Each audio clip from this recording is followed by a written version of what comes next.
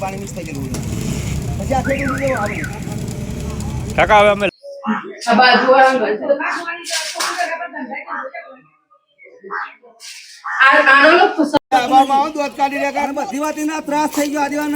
દવાખાના ઘર કરીએ પૈસાની રેરો વાગી રહી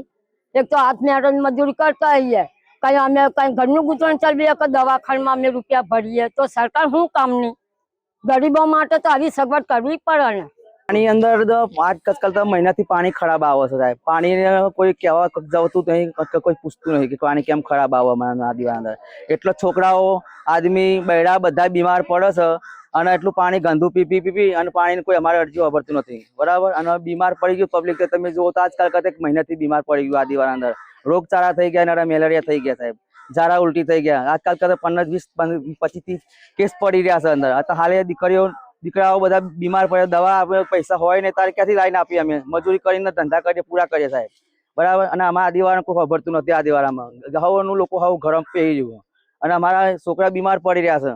આદિવાળાને કોઈ અમારે અરજી વાપરતું નથી સરકારી દવાખાનેથી સારું ના થયું અમે હાથમજૂરી કરીએ છીએ સર